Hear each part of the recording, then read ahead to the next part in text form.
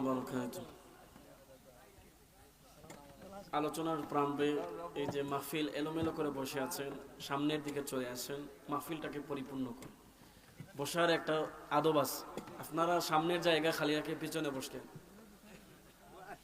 যে মাজলিস সুন্দর করবে আল্লাহ তার কবরটা সুন্দর করবে। কবর আমাদের সুন্দর হোক, এটা আমরা চাই কিনা? যদি চান তাহলে মুখে বইলা না, শরীর লড়াইয়া সামনে আসো।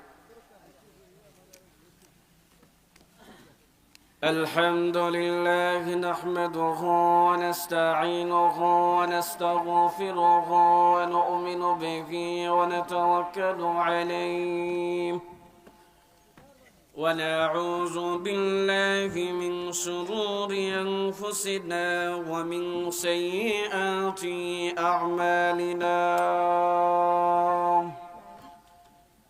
من يهده الله فلا مضل له ومن يضلله فلا هادي له ونشهد أن لا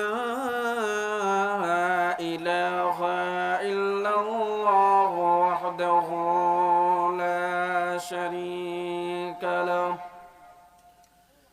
ونشهد أن سيدنا وسندنا وحبيبنا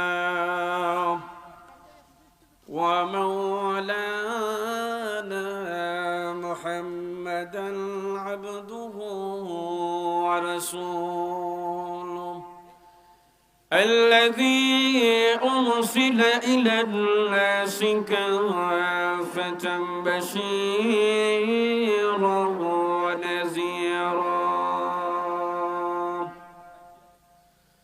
وداعيا إلى الله بإذنه وسراجا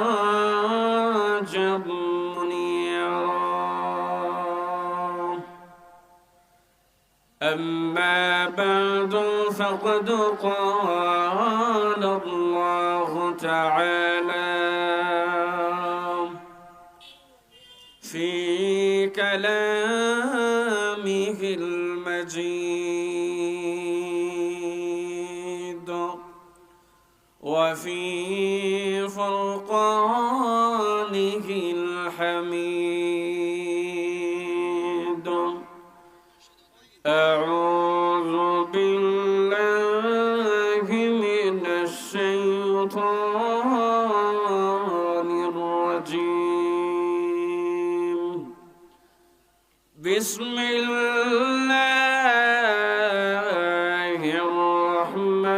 الرحمن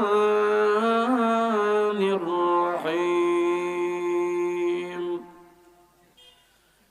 يا أيها الذين آمنوا توبوا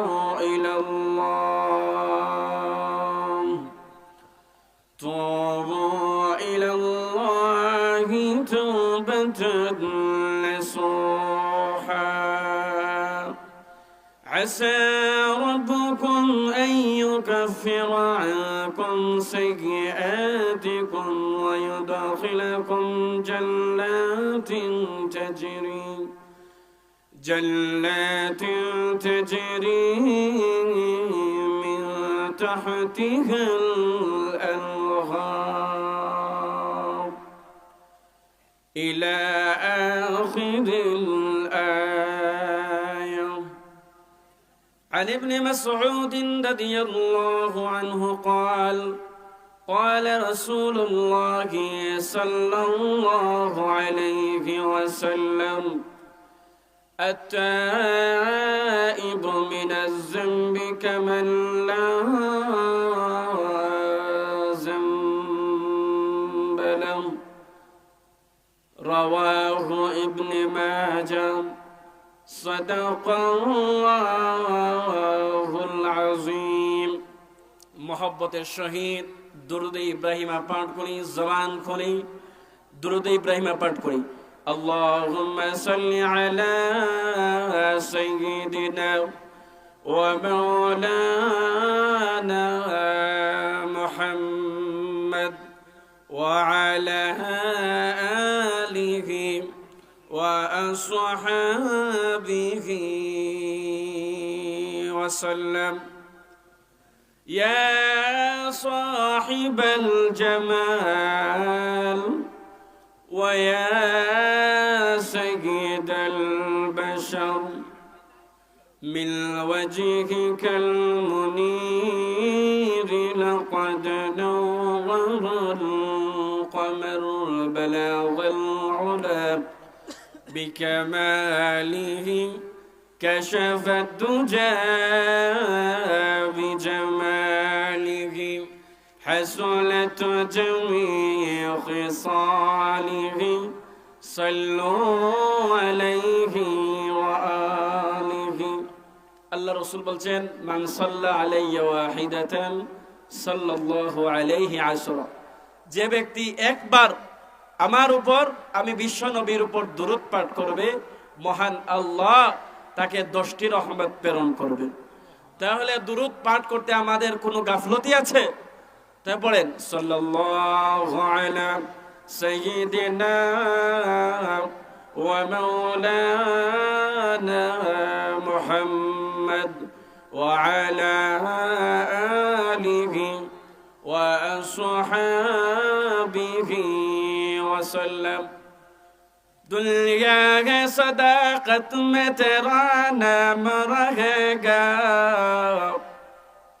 दुनिया है सदाकत में तेरा नाम रहेगा, ऐ सिद्दीक तेरा नाम से इस्लाम रहेगा, ऐ सिद्दीक तेरा नाम से इस्लाम रहेगा। दुनिया है अदालत में तेरा नाम रहेगा,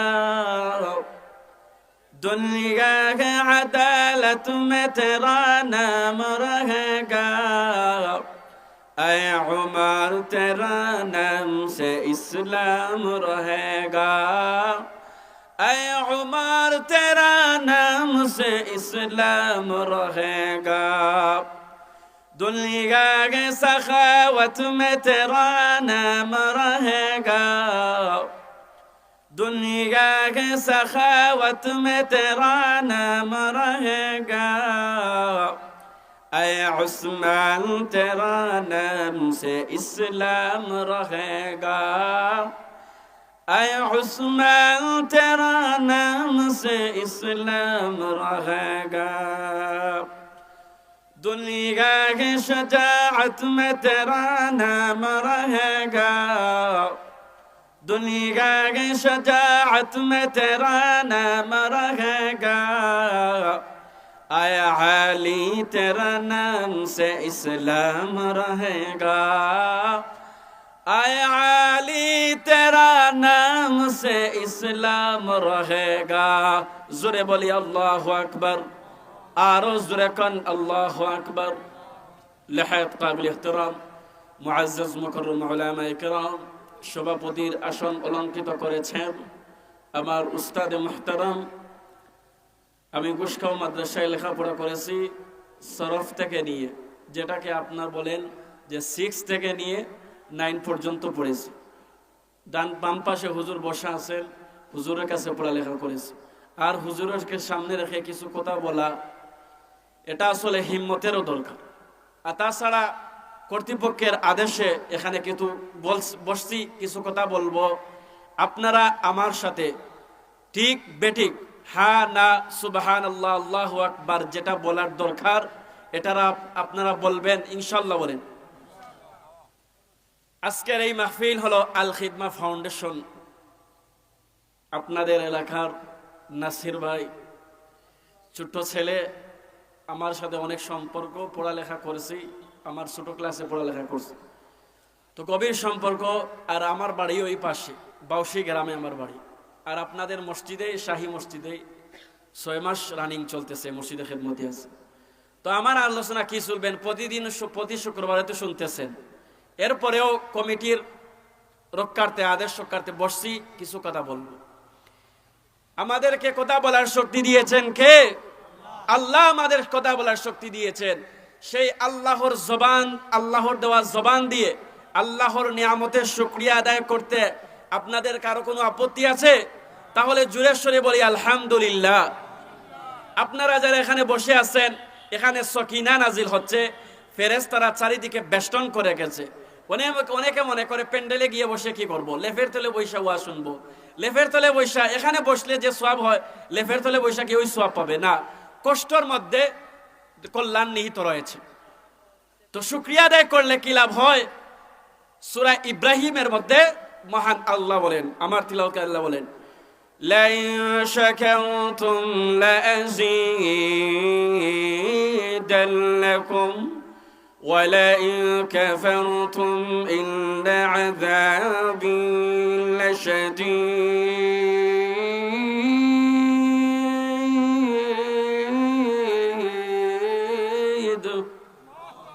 আল্লাহ বলেন লাইন শাকারতুম, যদি তুমি নিয়ামতের শুকরিয়া আদায় করো, লাযীদান্নাকুম, এখানে নুন তাকিদ এনেছেন। আরবি গ্রামার এই নুন তাকিদ এটা মাদ্রাসার ছাত্ররা বুঝবে। নুন তাকিদ আনা হয় অবশ্যই অবশ্যই কোনো কাজ। শুকরিয়া আদায় করলে লাযীদান্নাকুম, নিয়ামতটাকে বৃদ্ধি করে দেব। ওয়ালাইন কাফারতুম, আর যদি তুমি অকৃতজ্ঞ হও, কুফরি করো, জেনে রাখো আমার আযাব বড় কঠোর। এরপরে আল্লাহ বলেন ইল্লা আযাবি লাশাদীদ।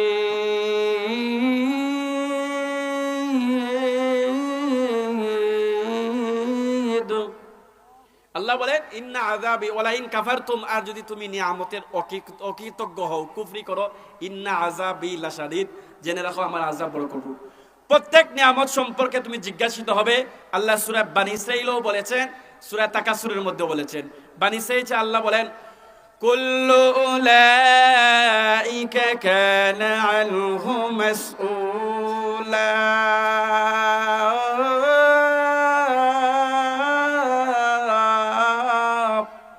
আল্লাহ বলেন কুল্লু উলাইকা কানা আনহু মাসউলা, প্রত্যেকটি নিয়ামত সম্পর্কে তুমি জিজ্ঞাসিত হবে। সূরা তাকাসুরের মধ্যে আল্লাহ বলেন সুম্মা লাতুসআলুন্না ইয়াওমাইযিন আনিন নাঈম।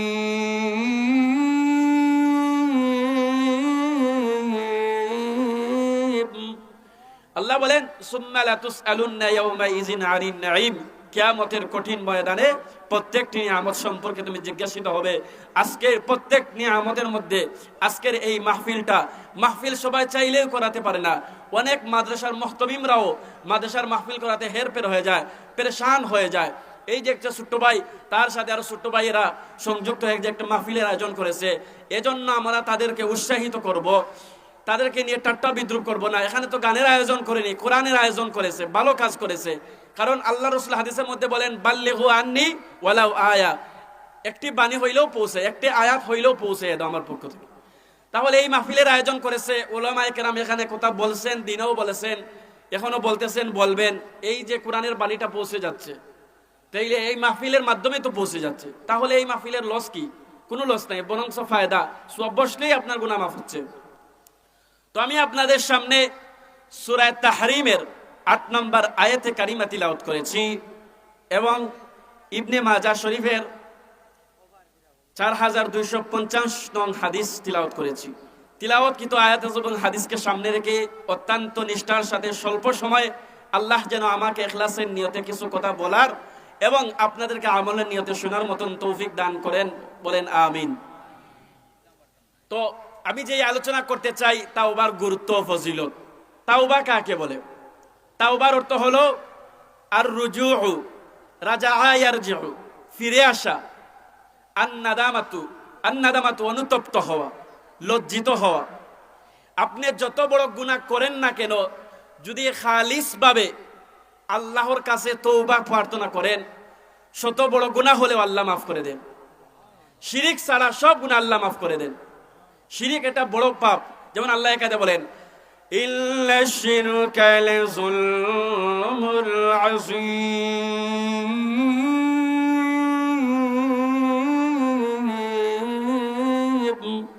আল্লাহ বলেন ইন্না শিরকা লাযুলমুন আযীম, নিশ্চয়ই শিরিক এটা বড় পাপ।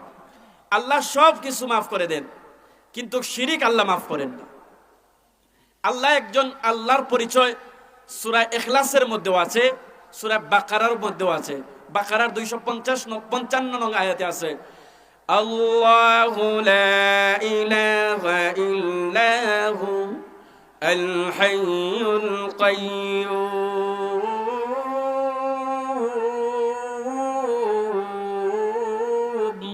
আল্লাহ বলেন আল্লাহু লা ইলাহা ইল্লাহু, আল্লাহ ওই সত্তা, আল হাইয়ুল কাইয়্যুম, যিনি চিরঞ্জীব, যিনি চিরশক্তিশালী।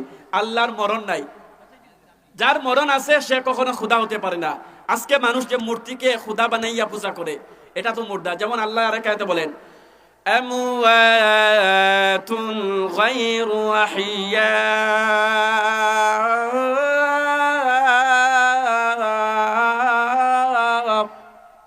আমওয়াতুন গায়রু আহিয়া, এটা মুর্দা, জিন্দা নয়।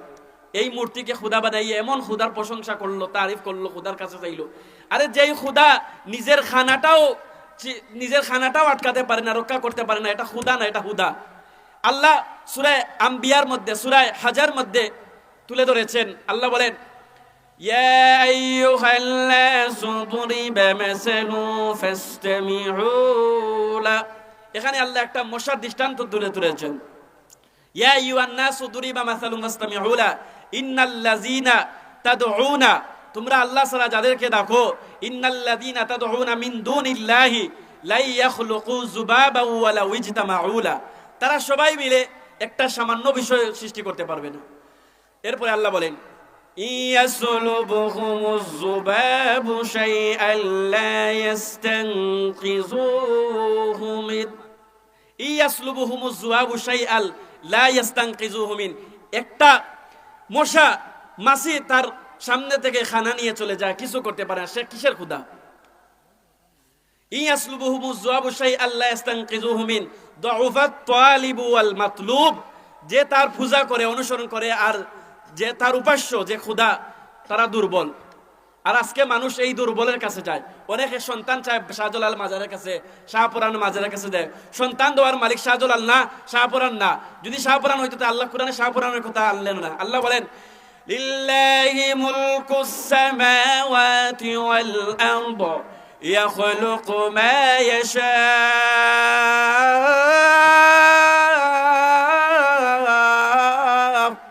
ইয়াহাবু লিমান ইয়াশাউ ইনাসা ওয়া ইয়াহাবু লিমান ইয়াশাউ যুকুর।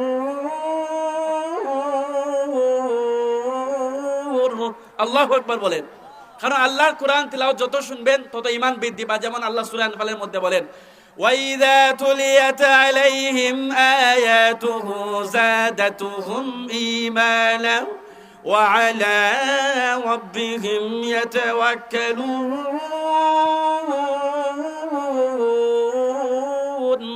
আল্লাহ বলেন وَإِذَا تُلِيَتْ عَلَيْهِمْ, যার সামনে আমার আয়াত তিলাওয়াত করা হয়, জাদাতহুম ঈমানা, তার ঈমান বৃদ্ধি পেয়ে যায়। এইদিকে গেলে লম্বা সময় চলে যাবে, সময় খুব সংক্ষিপ্ত। আপনাদের অতিথি উপস্থিত হয়ে গেছেন, বড় মুকাম মসজিদের সম্মানিত খতিব আসাদুর রহমান হাবিবি সাহেব কিছুক্ষণের মধ্যে চলে আসবেন। তো আমি যে আলোচনা বলতেছিলাম যে তাওবা, শত অপরাধ, শত গুনাহ মাফ করার একটা সুযোগের নাম হলো তাওবা। তাওবার শর্ত হলো 6টি। 1 নম্বর হলো গুনাহ ছেড়ে দাও। অতীতের গুনাহ, আপনি গুনাহ করছেন, এই গুনার উপর আপনি লজ্জিত হবেন, অনুতপ্ত হবেন। ভবিষ্যতে আর গুনাহ করবেন না এর ওয়াদা করবেন। বান্দার হক নষ্ট করে থাকলে বান্দার হক আদায় করে দিবেন।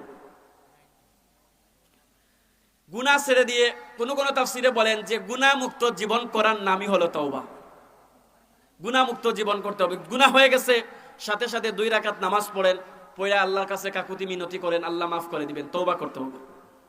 তাওবার পুরস্কার যেমন সূরা তাহরিমের মধ্যে আল্লাহ বলেন ইয়া আইয়ুহাল্লাযীনা আমানু তুবু ইলাল্লাহ তাওবাতান নাসুহা।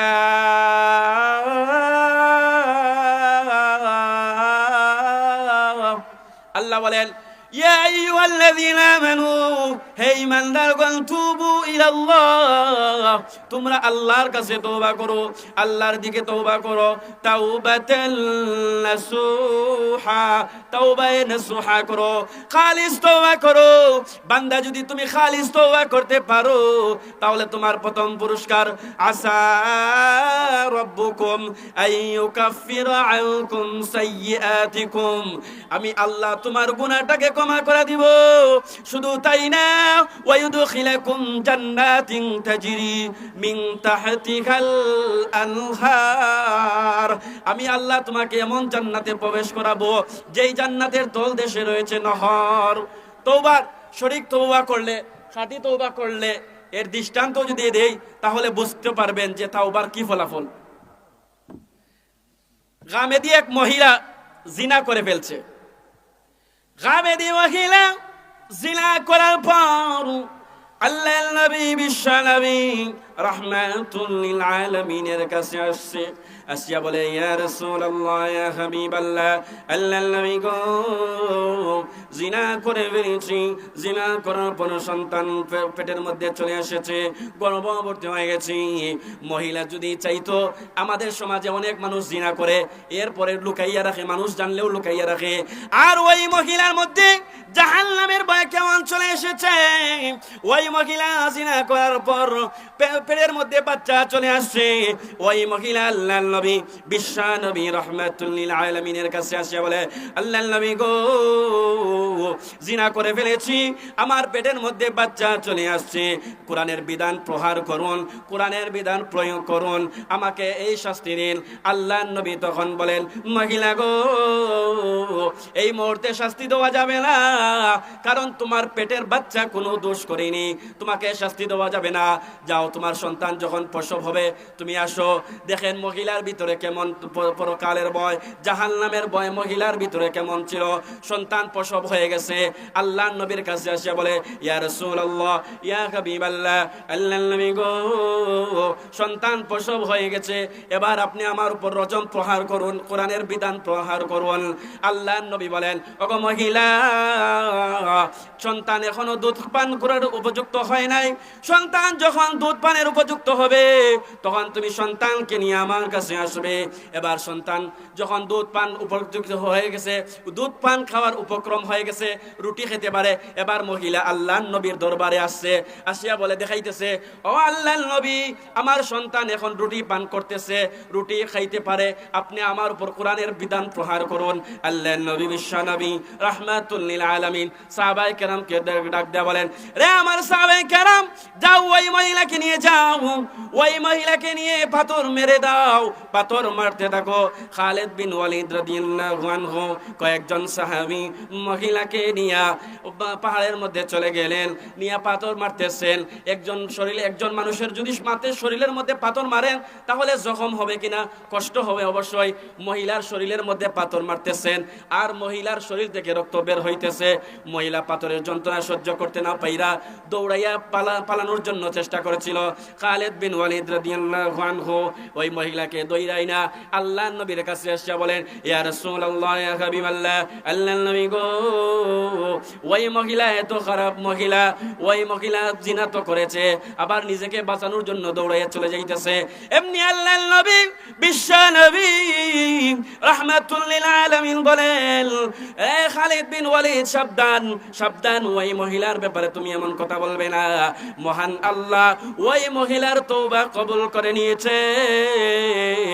ওই মহিলার তওবা কবুল কইরা নিয়া এমন সওয়াব আল্লাহ তার নামে আমলের মধ্যে দান করেছেন। ওগো আল্লাহর ওয়ালি, আপনি আমার ছেলেকে পড়ান, আপনি আমার ছেলেকে তালিম দেন। আমার ছেলে সমাজের বখাটে ছেলের সাথে চইলা নষ্ট হয়ে গেছে। এবার মহিলা যখন হাসান বসরির কাছে তার ছেলে রাইখা গেছে, হাসান বসরি অনেক মেহনত করেছেন কিন্তু কোনো ফল হলো না, কোনো ফায়দা হচ্ছে না। এবার হাসান বসরি রাদিয়াল্লাহু আনহু, হাসান বসরি উনি এই মহিলাকে বলছেন, রে মহিলা, আমি তোমার সন্তানের সাথে তোমার সন্তানের পিছে অনেক সময় ব্যয় করেছি, কিন্তু তাতে কোনো ফায়দা হয়নি। তোমার সন্তান যেমন আছে তেমন রয়েছে। ওই সময় যদি আমি অন্য একটা ভালো কাজ করতাম, একটা মাসলা ইস্তেমবাদ করতে পারতাম, তাহলে জাতি আমার কাছ থেকে উপকৃত হতো। এবার মহিলার কাছ থেকে সন্তান চলে গেল, ওই সন্তান চলে গেল, আর সন্তান এমন অনুতপ্ত হয়েছে, ওগো আল্লাহ, হাসান বসরি আমাকে ফিরিয়ে দিয়েছে।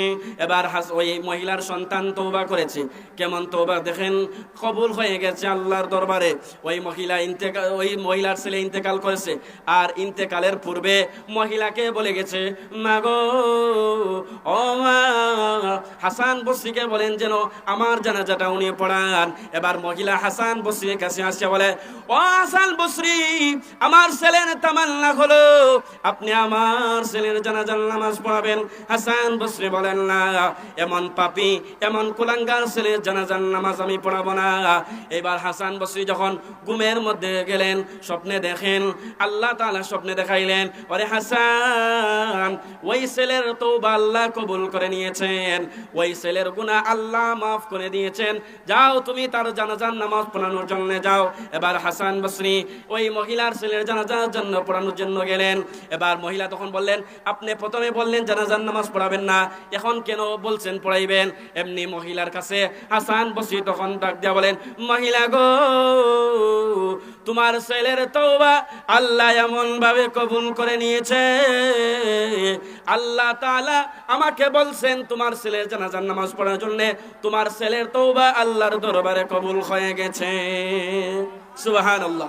যত গুনাই হোক না কেন, আপনি যদি কাকুতি মিনতির সাথে আল্লাহর কাছে তওবা করতে পারেন, তাহলে অবশ্যই আল্লাহ গুনাহ মাফ করবেন।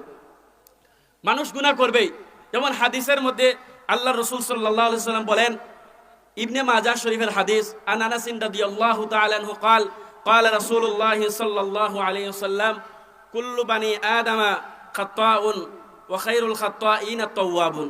প্রত্যেক বনি আদম ভুলকারী, আর আল্লাহ হলেন ক্ষমাকারী। যেমন আল্লাহ একাতে বলেন, ইন্নাল্লাহা ইউহিব্বুত তাওয়াবিন ওয়া ইউহিব্বুল মুতাতাহিরিন।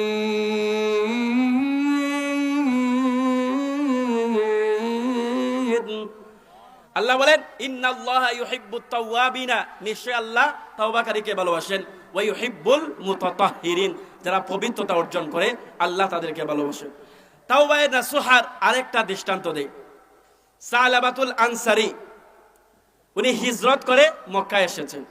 আরেকজন সাহাবী যার নাম হলো সাঈদ ইবনে আব্দুর রহমান রাদিয়াল্লাহু আনহু।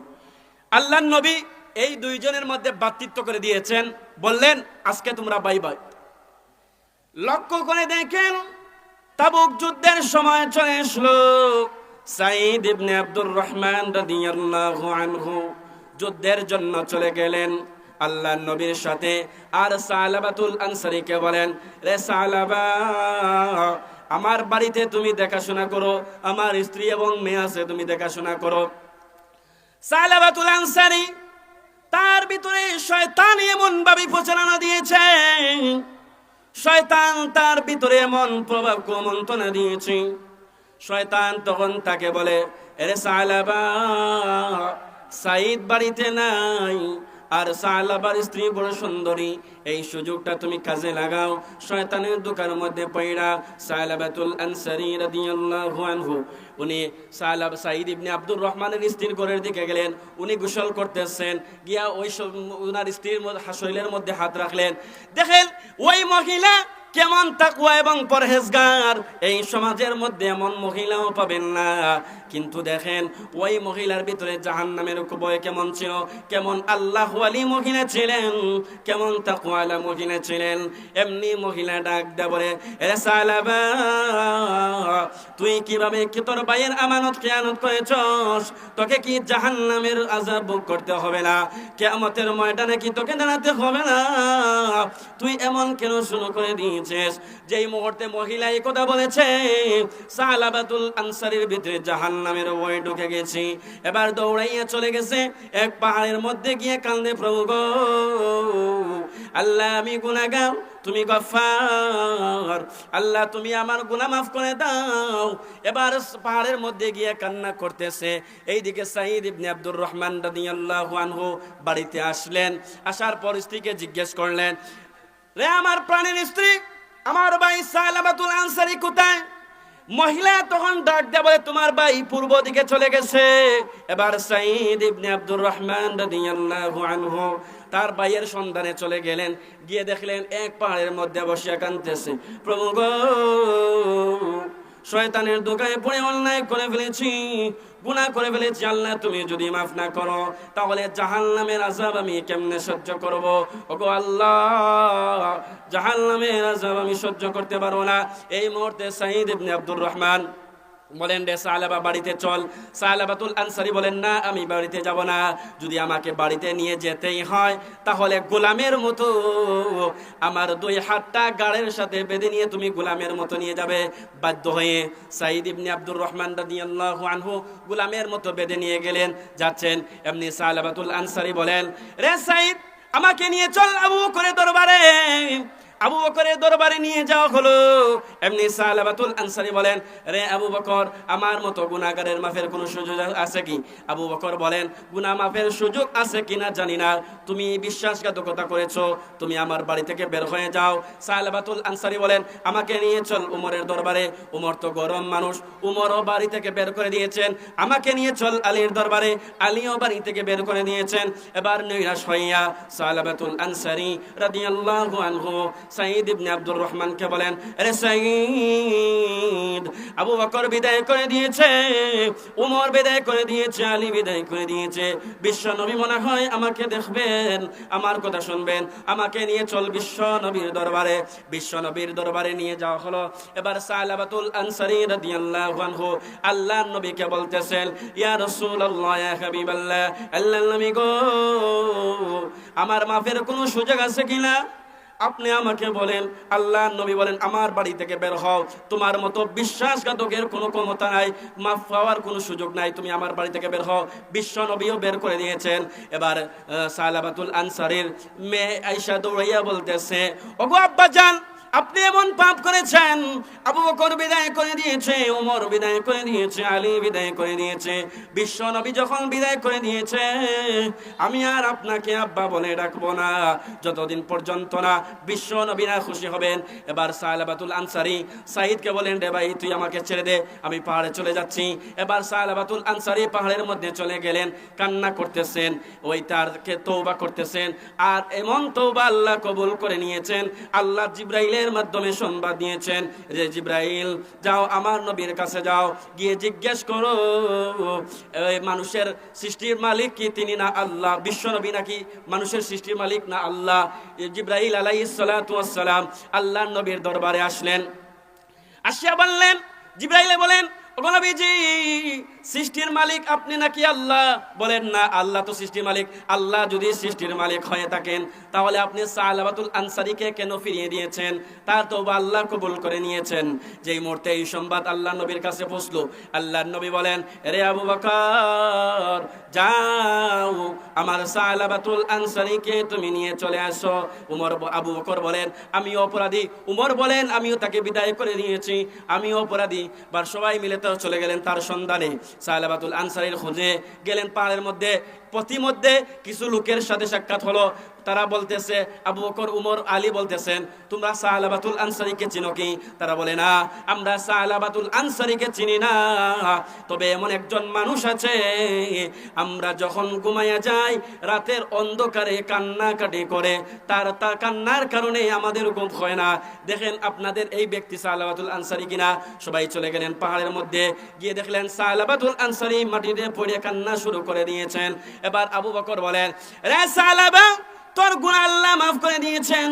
তুই মাথা উঠা। সাহাবা বলে না, বিশ্ব নবী আমাকে ফিরিয়ে দিয়েছেন, আমার মাফের কোনো সুযোগ নাই।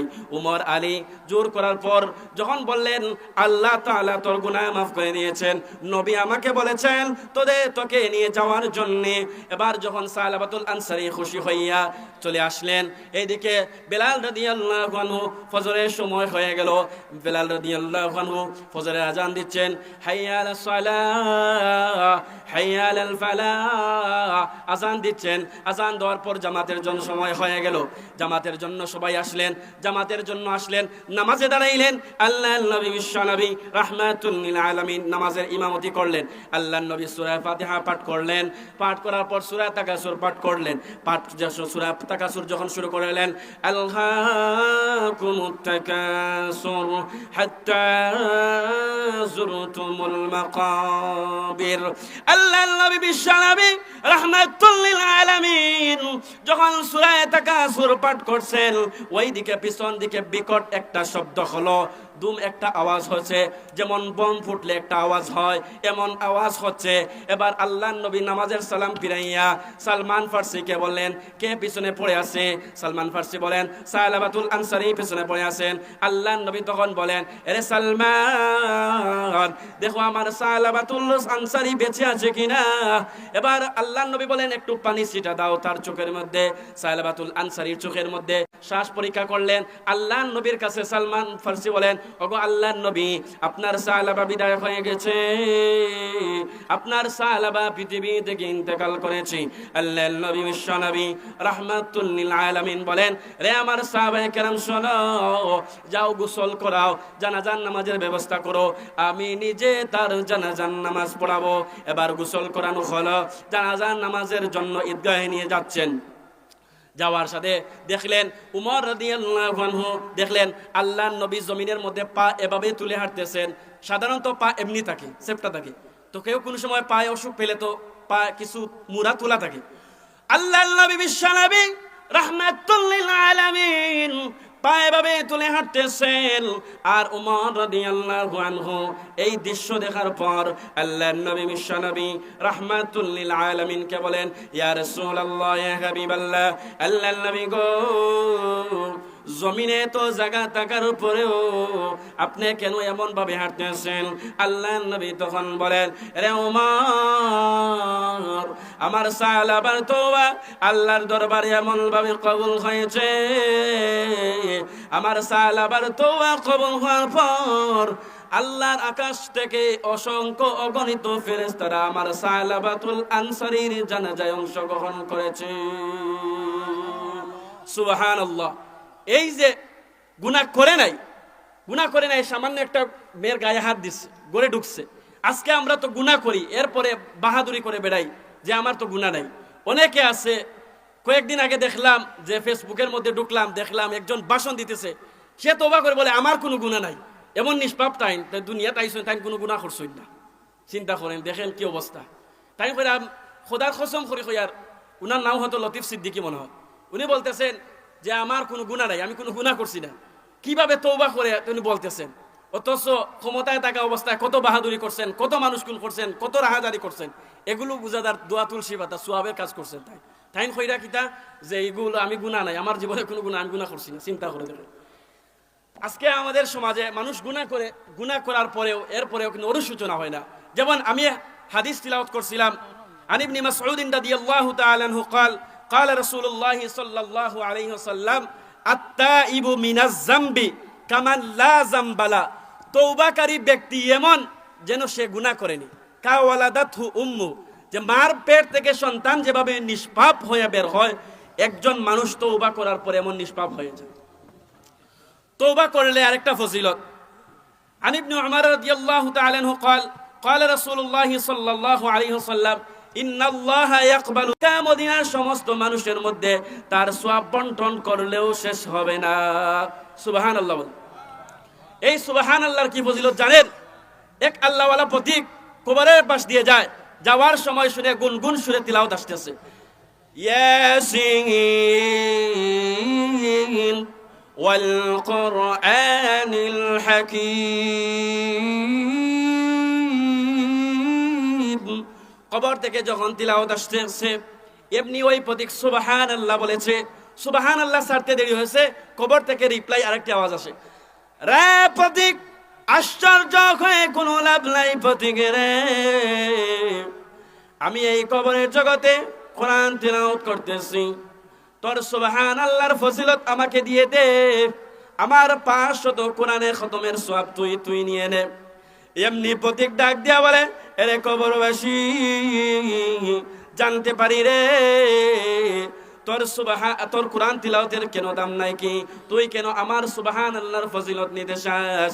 এমনি কবরের মুর্দা তখন ডাক দেয়া বলে, এরে প্রতীক, আল্লাহর নবী বলেছেন যে ব্যক্তি জীবিত অবস্থায় একবার সুবহানাল্লাহ বলবে, আল্লাহ তার জন্য জান্নাতের মধ্যে একটা গাছ তৈরি করবেন, ওই গাছের ছায়া এমন হবে একটা দ্রুতগামী গুড়া যদি 1000 বছর দৌড়াইতে থাকে তাহলে ওই গাছের ছায়া অতিক্রম করতে পারবে না। সুবহানাল্লাহ বলে।